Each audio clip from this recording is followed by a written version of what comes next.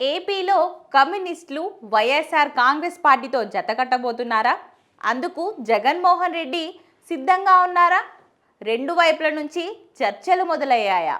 AP political సర్కిల్లో ప్రస్తుతం ఇదే చర్చ నడుస్తుంది. ఎన్డీఏలో తెలుగుదేశంతో పాటు జనసేన భాగస్వామ్య పక్షాలు, రాష్ట్రంలో కూటమి ప్రభుత్వంలో బీజేపీ ఉంది.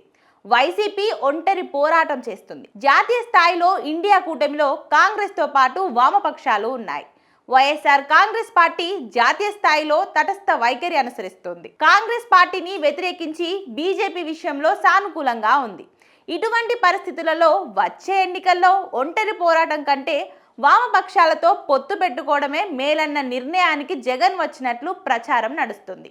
గత కొన్ని సంవత్సరాలుగా సిపిఎం జగన్ విషయంలో సానుకూలంగా ఉన్నట్లు ప్రచారం నడుస్తుంది.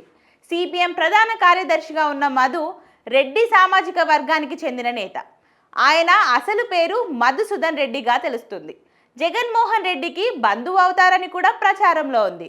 జగన్మోహన్ రెడ్డి సీఎంగా ఉన్న సమయంలో మధు అనారోగ్యానికి గురైతే పరామర్శించారు. అటు తర్వాత సిపిఎం అనుబంధ పత్రికను రాష్ట్ర ప్రభుత్వం తరపున భారీగా ప్రకటనలు కూడా వచ్చాయి. దీంతో గత 10 ఏళ్లుగా జగన్ విషయంలో సిపిఎం పెద్దగా సౌండ్ చేయలేదు.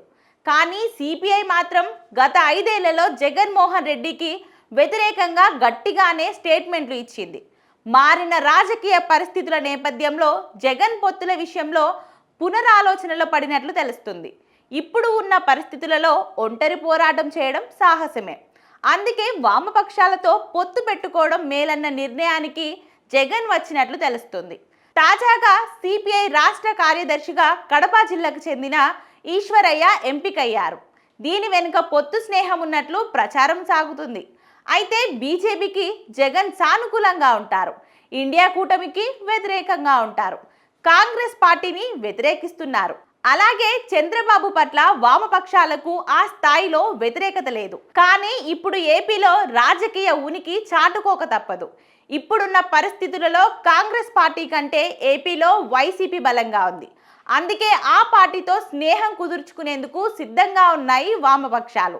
ఇప్పటి వరకు ఒంటరి పోరాటం అన్నది వైఎస్ఆర్ కాంగ్రెస్ పార్టీ నినాదం. దమ్ముంటే ఒంటరిగా పోటీకి రండి అంటూ టీడీపీతో పాటు జనసేనకు సవాల్ విసురుతూ వస్తుంది వైసీపీ.